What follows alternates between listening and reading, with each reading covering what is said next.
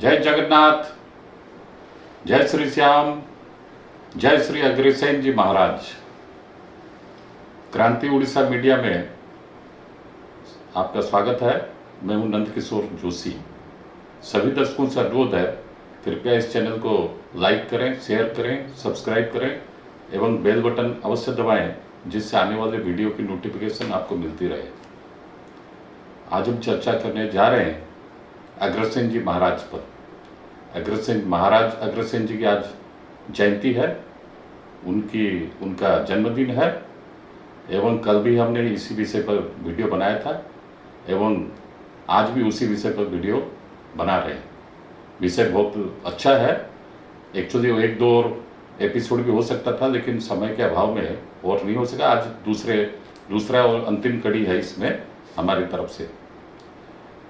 महाराज अग्रसेन जी के वंशज आज सारे विश्व में कोने कोने में, केवल भारत में ही नहीं, कोने कोने विश्व में जितने पूरे सभी करीब सभी देशों में महाराज अग्रसेन जी के वंशज आज विराजमान हैं, कार्यरत हैं और सकुशल आज जहाँ भी कहीं है विदेशों में, Canada, America, England, France, Germany, Japan, Australia और सारे करीब सभी बड़े बड़े देशों में आज हैं और सभी बहुत अच्छी पोजीशन में भी हैं, कार्यरत हैं और अपने परिवार का, अपने कुल का, महाराज अग्रसेन जी का यशोगान भी उनके माध्यम से होता है। अपने भारत का यशोगान भी उनके माध्यम से हो रहा है। जुलूस भी कई एक शहरों में, विदेशों में निकला है, हमारे पास भी रिपोर्ट आई है। और आज भारतवर्ष में तो पूरे हिंदुस्तान में करीब सब जगह उत्सव का माहौल है। उड़ीसा में भी है, कटक में आज तीन जगह महाराज अग्रसेन जी की जयंती मनाई गई है, मनाई जा रही है। और भुवनेश्वर में भी है, सब जगह। उड़ीसा में तो करीब सैकड़ों शहरों में मारवाड़ी समाज के, अग्रवाल समाज के लोग यहाँ पर सैकड़ों सालों से हैं एवं सभी जगह बड़े उत्साह से, उमंग से महाराज अग्रसेन जी की जयंती मनाई जाती है। सामाजिक कार्य किए जाते हैं, मांगलिक कार्य किए जाते हैं। पूरी समाज की एकजुटता, एकता उसमें दिखती है और समग्र स्थानीय समाज को भी उसमें जोड़ने की प्रक्रिया भी रहती है। अब मैं आ रहा हूँ महाराज अग्रसेन जी के वंशज लोगों का एक संक्षिप्त इतिहास, जो उनका यशोगान करेगा, उसके ऊपर मैं संक्षिप्त आपके सामने उनका संक्षिप्त इतिहास बताने जा रहा हूँ। स्वाधीनता संग्राम में, हमारे देश में जो स्वाधीनता संग्राम हुआ अंग्रेजों के खिलाफ, उसमें भी मारवाड़ी समाज के, मतलब विशेषकर अग्रवाल समाज के अग्रवंशियों की भूमिका बहुत बड़ी रही है, बहुत बड़ी कामयाब भूमिका रही है भारत माता की सेवा में और स्वाधीनता संग्राम को आगे बढ़ाने में बहुत महत्वपूर्ण भूमिका रही है। मैं एक दो उदाहरण देना चाहूँगा इस विषय में। नेताजी सुभाष बोस जब कांग्रेस के प्रेसिडेंट हुए थे, महात्मा गांधी के चेलों को हराकर, उस समय फिर उनको तो काम करने दिया नहीं गया। महात्मा गांधी ने उनके कार्य में काफ़ी अड़ंगा डाला। लास्ट में मजबूरी में महात्मा गांधी के असहयोग के कारण नेताजी सुभाष बोस ने कांग्रेस पार्टी से, प्रेसिडेंट से, दोनों से इस्तीफा दे दिया। तत्पश्चात उन्होंने एक राजनीतिक पार्टी की स्थापना की थी अंग्रेजों के समय में। उस पार्टी का नाम था, हालांकि वो रजिस्टर्ड पार्टी उन दिनों नहीं थी, लेकिन उन्होंने वो एक पार्टी की स्थापना की थी, उसका नाम है फॉरवर्ड ब्लॉक। वो नेताजी सुभाष बोस के द्वारा ही स्थापित हुई थी एवं पूरे हिंदुस्तान में बहुत सक्रियता से काम कर रही थी। वो भी मतलब कई जगह तो खुलेआम और कई जगह अंडरग्राउंड होके। उस फॉरवर्ड ब्लॉक में हमारे उड़ीसा में, कटक में, उड़ीसा में बहुत सारे कार्यकर्ता उसमें जुड़े हुए थे, जिनमें एक का नाम मैं बता रहा हूँ, विबुधेंदु मिश्रा। वो नेताजी सुभाष बोस की फॉरवर्ड ब्लॉक में थे और देश स्वाधीन होने के बाद वो केंद्र में भी मंत्री रहे हैं और लॉ मिनिस्टर भी रहे हैं और हाल के कुछ वर्षों के पहले उनका निधन हुआ है। इसके अलावा अग्रवंशी प्रहलादराय अग्रवाल, प्रहलादराय लाट, सूरजमल शाह, वो मूल रूप से त्रिपुरी के थे, लेकिन उनकी कर्मभूमि कटक ही रही है। और प्रहलाद जी लाट स्वाधीनता संग्रामी, विशिष्ट स्वाधीनता संग्रामी थे। उनकी मूल भूमि कर्म भूमि थी संबलपुर, लेकिन उन स्वाधीनता के कुछ वर्षों के पश्चात वो कटक शिफ्ट हो गए थे। एवं प्रहलाद राय अग्रवाल, वो नया सड़क में वो रहते थे। और ये प्रहलाद राय लाट और प्रहलाद राय अग्रवाल, इनको तो मैं बहुत मानता था, और वो भी मुझे बेटे के जैसे स्नेह देते थे। मैं भी उनको पितातुल्य आदर करता था। और प्रहलाद राय जी लाट भी स्वाधीनता संग्राम में अनेकों बार जेल गए हैं अंग्रेजों के खिलाफ लड़कर। प्रहलाद राय अग्रवाल जो कटक के हैं नया सड़क के, उनकी बहू है संध्या अग्रवाल, जो अभी अखिल भारतीय मारवाड़ी सम्मेलन के वाइस प्रेसिडेंट है। वो भी 3 साल तक नेताजी सुभाष बोस की जो पार्टी थी फॉरवर्ड ब्लॉक, उसमें सक्रियता से काम किए अंग्रेजों के खिलाफ। जब वो रेवेंसा कॉलेज में पढ़ रहे थे उस समय की बात है। और बाद में पकड़े भी गए, गुपचुप तरीके से वो अंडरग्राउंड होके काम करते थे, लेकिन अंग्रेजों की पुलिस ने उन्हें पकड़ लिया। पकड़कर उनको, और सूरजमल शाह जी हैं, उनको पकड़ के, जो एमपी भी हुए हैं राज्यसभा में, यहीं कटक में उनका वैसे मूल स्थान पूरी है, लेकिन उनकी कर्मभूमि कटक रही है। सूरजमल शाह और प्रहलाद राय अग्रवाल दोनों को बरहमपुर जेल में बंद कर दिया गया, वो भी 3 साल तक अंग्रेजों के ज़माने में। और हो सकता था उनको फांसी भी शायद दी जाती, लेकिन जब ट्रायल चला, उस ट्रायल में केस एस्टैब्लिश नहीं हो पाया कि वास्तव में ये लोग अंग्रेजों के खिलाफ काम कर रहे थे। मतलब जो विटनेस थे, वो विटनेस इनके खिलाफ जो थे वो कमजोर पड़े, और मजिस्ट्रेट में लास्ट में इनको फ्री कर दिया, आज़ाद कर दिया, केस से इनको बरी कर दिया। नहीं तो 3-3 साल ये लोग बरहमपुर जेल में, प्रहलाद राय अग्रवाल, सूरजमल शाह बरहमपुर जेल में कैद थे अंग्रेजों के खिलाफ संग्राम करते समय फॉरवर्ड ब्लॉक के बैनर में। और इनके अलावा और भी बहुत सारे, ये तो मैंने चंद नाम बताए हैं, वैसे बहुत सारे हैं, बताऊंगा तो बहुत समय हो जाएगा। और प्रहलाद राय जी अग्रवाल, प्रहलाद राय जी लाट तो यहाँ पर उड़ीसा विधानसभा की जो पहली विधानसभा हुई थी उड़ीसा में 1936 के पश्चात, उसमें एमएलए भी थे। वैसे सूरजमल शाह राज्यसभा में एमपी भी थे। इस तरह राजनीतिक क्षेत्र में, स्वाधीनता संग्राम में ये काफी सक्रिय रहे हैं। उड़ीसा की बात बता रहा हूँ। अब मैं बंगाल की बता रहा हूँ। बंगाल में जब नेताजी सुभाष बोस कांग्रेस से अलग हुए और फॉरवर्ड ब्लॉक की स्थापना किए, उस समय कलकत्ता में उनको फंड्स की जरूरत थी। जब फंड्स की जरूरत थी तो मतलब वहाँ एक कटरा में, आज भी कटरा में बहुत सारे व्यापारी हैं, होलसेल बिजनेस भी होता है कटरा में, सब वहाँ पर बड़ा बाजार एरिया में। तो किसी एक कटरा में वो मतलब एक चोखानी जी, वो भी बहुत बड़े राष्ट्रभक्त थे। उनका नाम मुझे अभी याद नहीं है फिलहाल, लेकिन उनकी टाइटल मुझे अच्छी तरह से याद है, चोखानी जी। वहाँ एक कटरा में बहुत बड़े कपड़े के होलसेल व्यापारी थे। उनके पास नेताजी सुभाष बोस का संदेश आया स्वाधीनता संग्राम के समय कि हम आपसे मिलना चाहते हैं और आपसे भारत माता को आज़ाद कराने के लिए कुछ आर्थिक अनुदान चाहते हैं, आर्थिक मदद चाहते हैं। जब चोखानी जी को मालूम हुआ कि नेताजी सुभाष बोस उनकी दुकान में आएंगे कटरा में, बहुत भाव विभोर हो गए वो कि इतने बड़े राष्ट्रभक्त वो मेरे पास आएंगे। पूरे भाव विभोर हो गए चोखानी जी। उनके साथ मैं जीवनी पढ़ा हूँ, उस जीवनी में ही लिखा हुआ था। जब चोखानी जी के पास जब सुभाष बोस पहुंचे, पूरे उस दिन पूरा कटरा में उत्सव का सा माहौल था। सजावट बेहिसाब से सजावट की गई थी, उत्सव का माहौल था। गाजे बाजे के साथ नेताजी सुभाष बोस का स्वागत किया गया कटरा में। इसके साथ साथ जब नेताजी सुभाष बोस वहाँ पहुंचे चोखानी जी के पास, उन्होंने चेक बुक पकड़ा दी थी नेताजी सुभाष बोस को और बोले, आपको मतलब मेरे जवान मैंने इतने महान कार्य अग्रसेन के वंशज किए हैं, उनके बारे में बताने में, उनका महिमा मंडन करने में मेरे पास शब्द नहीं है। वो बोलते हैं चेक बुक पकड़ा के, आपकी मर्जी, जितना रुपया आप इसमें भर दे। नेताजी सुभाष बोस भी देख के हतबक हो गए कि ये क्या बात है, मैं जितना सोचता था इन्होंने तो पूरा चेक बुक मेरे सामने रख दी। तो उनको जितनी रिक्वायरमेंट थी, जरूरत थी उस समय स्वाधीनता संग्राम को चलाने के लिए, उतनी ही रकम वो भरे एवं उनका धन्यवाद देकर फिर वहां से वो विदा हुए। मतलब आप समझिए, इतनी एक चेकबुक पकड़ाना मतलब कितने अग्रवाल समाज के जो अग्रवंशी थे चोखानी जी, कितनी भावना देश के साथ में उनकी जुड़ी थी, इसे साफ साफ मालूम होता है। अब मैंने स्वाधीनता संग्राम की बात बोली, स्वाधीनता संग्राम के बाद भी हिंदी को, हाँ एक और स्वाधीनता संग्राम के समय की बात बताता हूँ, अंग्रेजों के समय की। अंग्रेजों के समय उनका जो व्यापार यहाँ सारे भारतवर्ष में फैला, उनको व्यापार में यहाँ पर लोकल पार्टनर की जरूरत थी, भागीदार हिस्सेदार लोगों की जरूरत थी व्यापार को आगे बढ़ाने के लिए।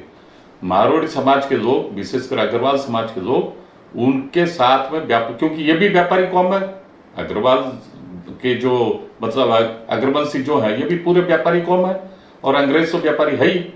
तो इनको, अंग्रेजों को इन पर इतना भरोसा था कि ये जो भी करेंगे सही काम करेंगे, सत्यता के साथ करेंगे, और हमें कहीं कोई दिक्कत भी नहीं आएगी, कोई भी कहीं पर कोई परेशानी नहीं आएगी। तो इनके यहां तक कि कटक में, मैं आपको उदाहरण के साथ में एक बता रहा हूं, नया सड़क में है महावीर प्रसाद राधेश्याम फार्म, गोपीनाथ मंदिर के ठीक सामने। वो महावीर प्रसाद राधेश्याम फार्म में आज जो है राधेश्याम जी मोदी, उनके दादाजी के पास स्टेट बैंक ऑफ इंडिया, जो आज का जो स्टेट बैंक ऑफ इंडिया है, अंग्रेजों के जमाने में उसका नाम था इंपीरियल बैंक। इंपीरियल बैंक की चाबी, उस जमाने में कटक में एकमात्र बैंक था इंपीरियल बैंक, और कटक उड़ीसा की राजधानी थी, और उस इंपीरियल बैंक की चाबी महावीर प्रसाद राधेश्याम के फार्म में, उनके घर में वो चाबी रहती थी। अब आप देखिए, मतलब अंग्रेजों का भी कितना भरोसा, कितना विश्वास अग्रवाल परिवार पर, अग्रवंशियों पर, मारवाड़ी समाज के लोगों पर था।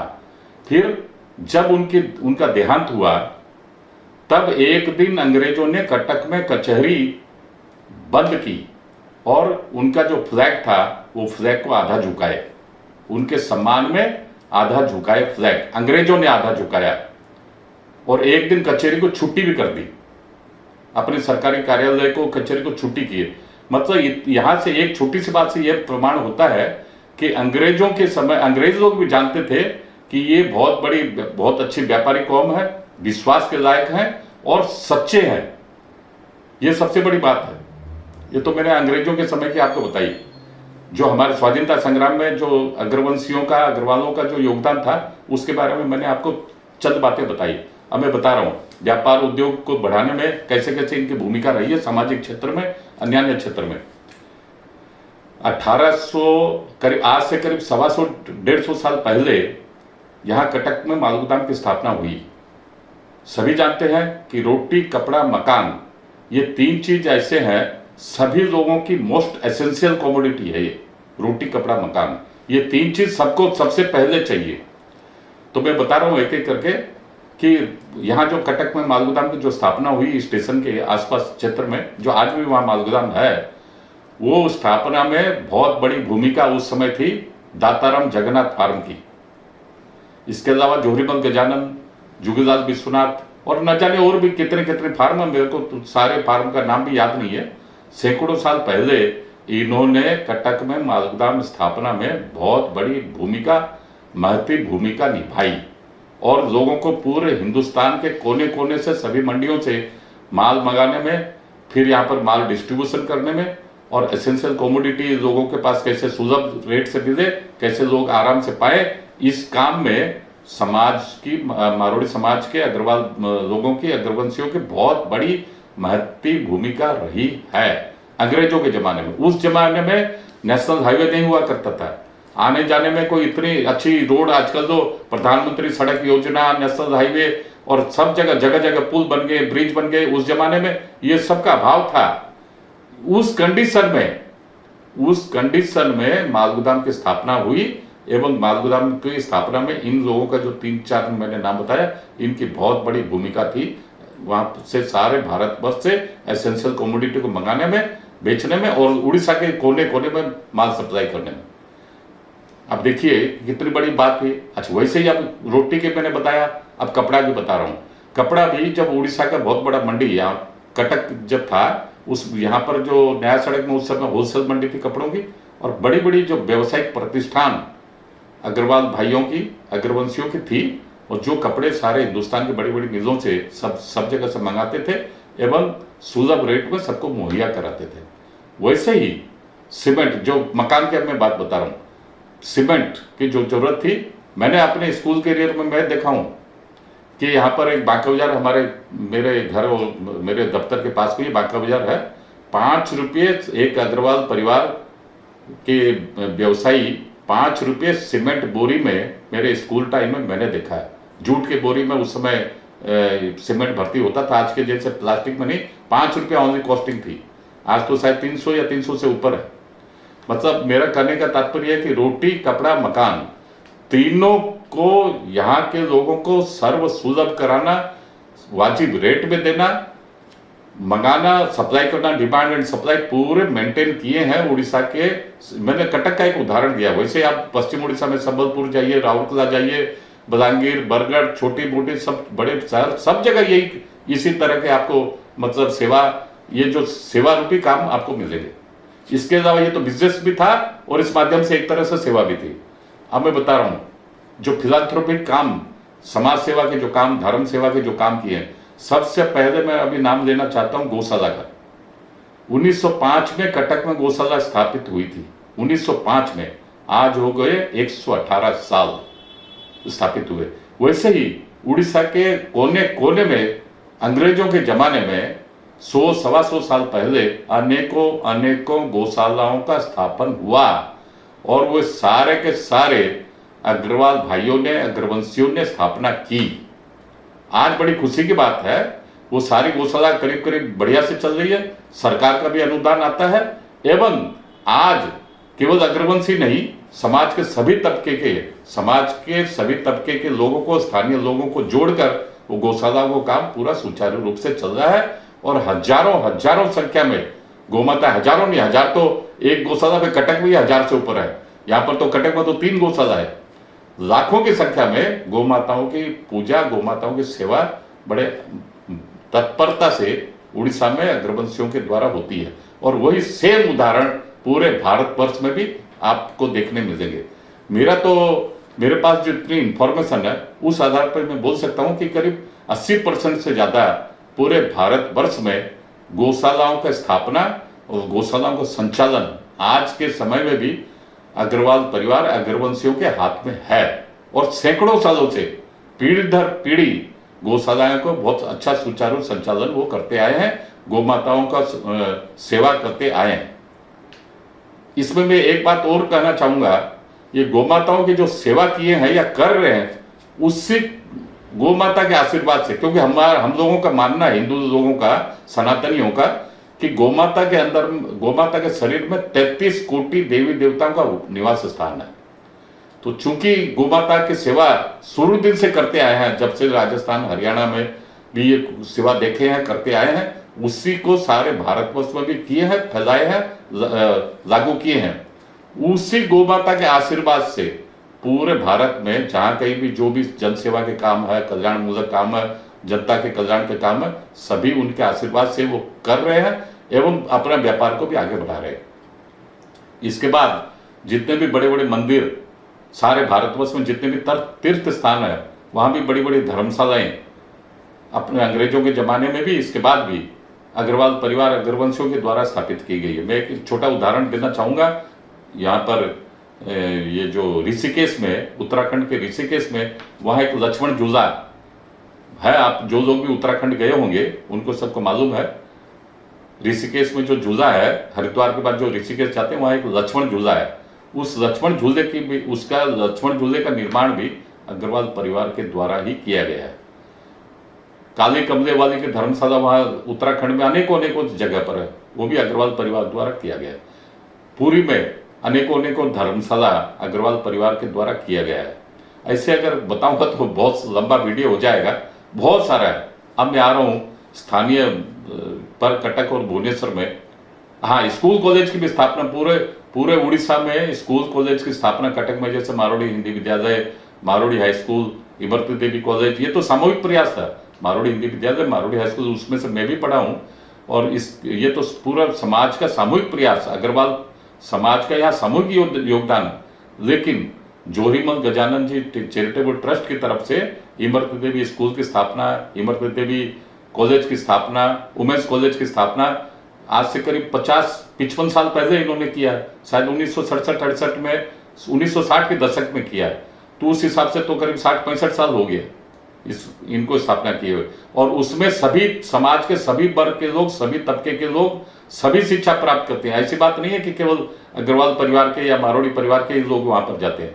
सभी तबके के लोग, सभी धर्म के लोग उन स्कूलों में, उन कॉलेजों में जहां पर ये मारोड़ी समाज के लोग स्थापित किए हैं, अग्रवाल परिवार के लोग स्थापित किए हैं, सभी जाके शिक्षा ग्रहण करते हैं। कहीं कोई रोक टोक नहीं, कहीं कोई भेदभाव नहीं है। तो शिक्षा के क्षेत्र में भी, ये तो मैंने कटक का उदाहरण दिया, वैसे पूरे उड़ीसा में, पूरे भारत में भी शिक्षा के प्रचार प्रसार में अग्रवाल परिवारों का, अग्रवंशियों की बहुत बड़ी महती भूमिका रही है।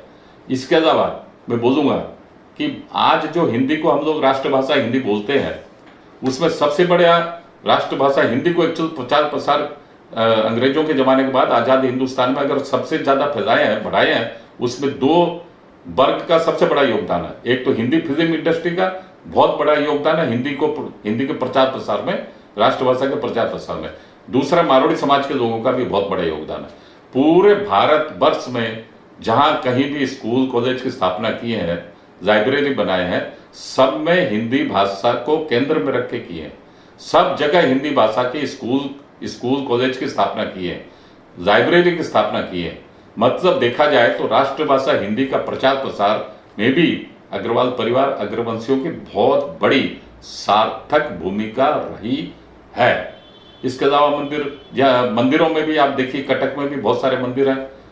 यहाँ गोपीनाथ मंदिर, सत्यनारायण मंदिर, गोविंद देव मंदिर और आपका श्याम बाबा मंदिर, रानी सती मंदिर, सब में अग्रवाल परिवार का, अग्रवंशियों का बहुत बड़ा सहयोग, बहुत बड़ा योगदान रहा है इनकी स्थापना में, इनके संचालन में।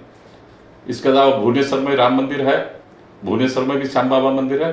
इसकी स्थापना में भी बहुत बड़ी भूमिका भुवनेश्वर के जो स्थानीय मारोड़ी समाज के लोग हैं, उनकी बहुत बड़ी भूमिका, बहुत महती भूमिका है। अब मैं बता रहा हूँ, जैसे भुवनेश्वर उड़ीसा की राजधानी है, वहाँ पर संजय लाट जी हैं, वहाँ आज के दिन मारोड़ी सोसाइटी के प्रेसिडेंट है। पहले वो सेक्रेटरी हुआ करते थे, अभी प्रेसिडेंट है। उन्हीं के दादाजी प्रहलाद राय जी लाट जो विशिष्ट स्वाधीनता संग्रामी हुए एवं उनके वो पूर्व एमएलए भी थे, एवं उनका भी वहाँ बहुत सारा सामाजिक कार्य उनके नेतृत्व में भुवनेश्वर में बराबर चलता ही रहता है। कुछ न कुछ जनमानस के भले के लिए वो लोग भी प्रोजेक्ट चलाते ही रहते हैं भुवनेश्वर में। इसके अलावा वहाँ श्याम बाबा मंदिर भी, जो राम मंदिर, श्याम मंदिर, वो सभी इनकी बड़ी भूमिका है। वहाँ के समाज बंधुओं की, अग्रवंशियों की बहुत बड़ी भूमिका है उसमें स्थापना में। इसके अलावा वहाँ एक गुप्ता परिवार है जिनका बहुत बड़ा उद्योग धंधा है। उसमें जगदीश राय गुप्ता, जिनको हम लोग बचपन में, मैं तो उनके हाथ से बहुत बार चॉकलेट भी लिया हूँ। मेरे घर के सामने मारोड़ी क्लब है और वो भुवनेश्वर से आते थे। हरिबोल बाबा, उनका फेमस नाम था हरिबोल बाबा। मैं स्कूल के समय, कॉलेज के समय वो बराबर हरिबोल बोला करते थे और हम लोग बचपन में उनके हाथ से हरिबोल करके उनके हाथ से बहुत बार चॉकलेट वगैरह हम लोग लिए हैं उनके हाथ से। और आज भी मैं बड़े श्रद्धा से उनका नाम लेता हूँ कि भाई धर्म के प्रचार प्रसार में उन्होंने भी बहुत व्यक्तिगत बहुत योगदान दिया है। और उनके परिवार में भी उनके सब के सब बहुत धर्मपरायण है एवं उड़ीसा में बहुत सारे उद्योग उन्होंने अपने परिश्रम से, अपनी ईमानदारी से खड़े किए हैं और बहुत जन सेवा के, सामाजिक सेवा के कार्य में भी वो अग्रसर रहते हैं। जैसे उनके सुपुत्र हैं सुभाष जी गुप्ता, उनके बड़े भाई हैं महेंद्र जी गुप्ता, वो सामाजिक कार्य में, धार्मिक क्षेत्र में बराबर अग्रणी भूमिका निभाते हैं। इसके अलावा एक और नाम मैं वही भुवनेश्वर का बताना चाहूँगा, मुकेश जी गोयनका है, जो वास्तव में राजस्थान में मेरे गांव के यहाँ मंडावा के, वो वहाँ पर एक गौशाला किए हैं अपने घर के सामने। आज से करीब 6-7-8 महीना पहले मैं उनके घर गया था और उसी समय वो दिखाए, मेरे चाचा जी के बेटे वहाँ रहते हैं, रमेश जी जोशी, उनके साथ गया था और उसी समय वो दिखाया अपने घर के सामने वो एक गौशाला की है। जिस समय मैं गया था आज से 6-7-8 महीना पहले, उस समय भी शायद 15-20 गायें वहाँ पर थी। वो अपने व्यक्तिगत उद्यम से, व्यक्तिगत कोशिश करके वो गौशाला, छोटी गौशाला खोले हैं और उनका ध्येय कहीं कोई मतलब उनसे दूध निकालना, दूध बेचना, वो डेयरी फार्म टाइप का नहीं है या किसी सरकार से कोई अनुदान नहीं लेते हैं। और एक गाड़ी भी रखे हैं जो जहां पर कहीं व्यवस्था किए हैं, जहां कहीं भी उनके पास सूचना आती है कि कोई बीमार गाय है, कोई लंगड़ी है, कोई एक्सीडेंट हो चुका है, गाय को बेसहारा गाय रास्ते में पड़ी है, उन गायों को वहां से मंगवाते हैं, मंगवा के अपने गौशाला में रखते हैं, उनकी सेवा करते हैं डॉक्टरों के द्वारा और अपने सेवकों के द्वारा, और खुद भी उस कार्य में जुटे रहते हैं।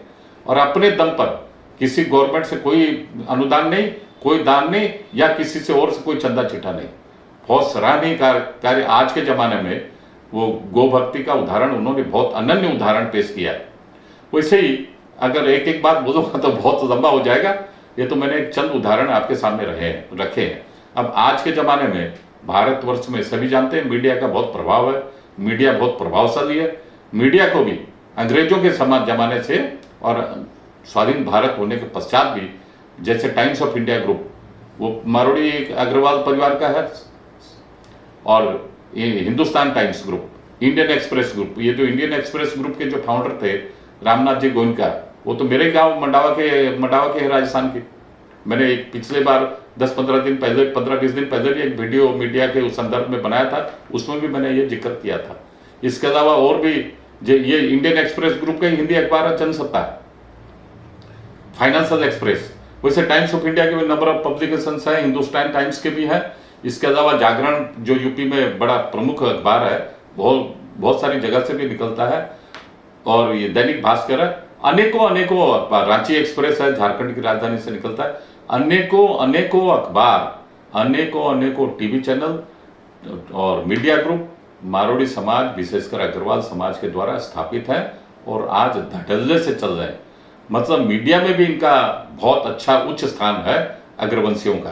कहने का तात्पर्य मेरा यह है, इस तरह मैंने आपको सब बताई। लेकिन एक बात है जो पहले, अच्छा, मारोड़ी समाज के भी जो लोग, विशेषकर अग्रवाल परिवार के जो लोग राजस्थान से या हरियाणा से जो सबसे पहले निकले हैं, आज से करीब 100-150 साल पहले जो निकल के आए वहाँ हरियाणा से, राजस्थान से, उस समय आप कल्पना कीजिए कि कितना दुर्गम स्थान था। आवागमन का कोई साधन नहीं था, ना कोई टेलीफोन था, ना कोई सड़कों की व्यवस्था थी, और जो रेल के भी, जो ट्रेनों की भी जो व्यवस्था थी, बहुत ही खराब हालत थी उस समय।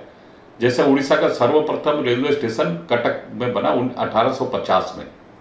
तत्पश्चात राजस्थान से या हरियाणा से लोगों का आवागमन उड़ीसा में आरंभ हुआ, जैसे मेरे पास रिकॉर्ड है। और मैंने एक उड़ीसा में मारोड़ी समाज एक किताब भी लिखी है 2002 दिसंबर में, जिसका विमोचन आज के जो मुख्यमंत्री हैं नवीन पटनायक, उनके हाथों से भी हुआ है, और ओम प्रकाश चौटाला जो उस समय हरियाणा के मुख्यमंत्री थे, उनके हाथों से, दोनों मुख्यमंत्रियों के हाथों से वो मेरी किताब का विमोचन हुआ।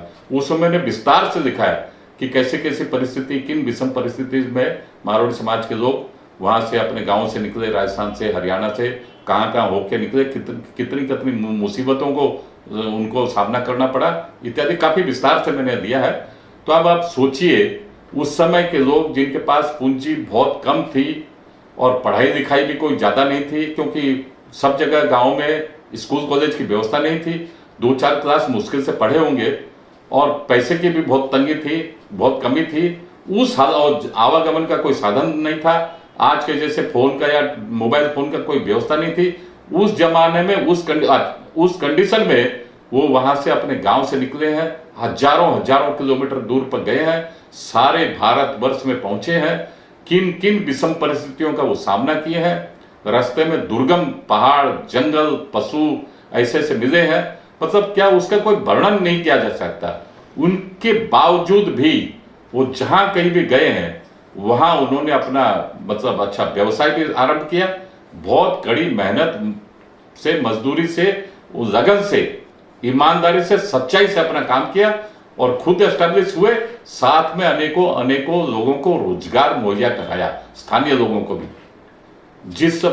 किस परिस्थिति में कराया, जब इतनी कठिनाइयों के बावजूद वो पहुंचे हैं, एवं साथ में वो खुद भी नहीं पढ़े कोई विशेष, कोई 2-4 क्लास पढ़े होंगे मुश्किल से, लेकिन आज, और इतना सब काम करने के बाद स्कूल, कॉलेज, लाइब्रेरी की स्थापना की है, धार्मिक स्थल बनाए हैं, धर्मशालाएं वगैरह खोले हैं, बहुत सारे नेक कार्य किए हैं समाज के लिए, देश के लिए, लोगों की जनता के लिए, सेवा के लिए।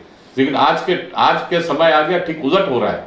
उनकी ही संतानें, अग्रवंशी लोग जो है, वो जो भी पढ़े लिखे आजकल निकलते हैं, ज्यादातर लोग जॉब में जा रहे हैं। जो जॉब जा रहे हैं तो जॉब में वो लोग भी सब सॉफ्टवेयर इंजीनियर होकर भारत के कोने कोने में बड़े बड़े शहरों में जाते हैं, भारत के बाहर भी विदेशों में भी जाते हैं। तो मतलब मेरा कहने का यहीं पर मेरा थोड़ा सा मतलब अग्रवंशियों के भाइयों से अनुरोध है कि आप लोग पहले के जमाने में आप लोग थे job creators, job producers, job givers. मतलब आप लोग नौकरी देते थे लोगों को, लोग आपसे नौकरी पाते थे, आपके यहां नौकरी करते थे। आज क्या है, आज परिस्थिति ठीक उलट हो गई है। बहुत सारे लोगों में, अग्रवाल परिवार में, अग्रवाल अग्रवंशियों में आज जॉब प्रोड्यूसर, जॉब गिवर की भूमिका कम होती जा रही है धीरे धीरे। अब वो भी खड़े हो गए, जॉब सीकर बन गए। जॉब के लाइन, जॉब सीकर्स जो लोग हैं, मतलब जिनको नौकरी चाहिए, उसकी लाइन में वो लोग भी खड़े हो गए। अरे भैया, जब आपके सब दादा, आपके पिताजी, दादाजी, परदादा जी, उनके पास जब कुछ नहीं था, उन्होंने अपना बिजनेस का साम्राज्य स्थापित किया, समाज सेवा में माइलस्टोन स्थापित किया, धर्म सेवा में गौशाला स्थापित की, क्या क्या नहीं किए। और आज प्रभु की कृपा से आपके पास सब सुख सुविधा है, सारे साधन है, पैसे की भी मतलब पहले वाली बात नहीं है, सब चीज है, और आप जा रहे हैं जॉब लेने के लिए, नौकरी करने के लिए। मेरे ख्याल से वो सब काम को छोड़ के सारे अग्रवंशियों को एंटरप्रेन्योर ही बनना चाहिए। एंटरप्रेन्योरशिप जो आपके जीन्स में है, पैदाइशी है, उसी काम को आगे बढ़ाना चाहिए। और जॉब सीकर्स की जगह वापस आपको जॉब प्रोड्यूसर्स होना चाहिए, जॉब गिवर्स होना चाहिए। उससे आपके मान मर्यादा जैसे आपके पूर्वज लोगों की थी, उससे कहीं गुना ज्यादा आप लोगों की होगी, अगर आप जॉब सीकर्स की जगह जॉब प्रोड्यूसर्स, जॉब गिवर होंगे। आज के अंक में इतना ही, अगले अंक में फिर मिलेंगे। जय हिंद, वंदे मातरम।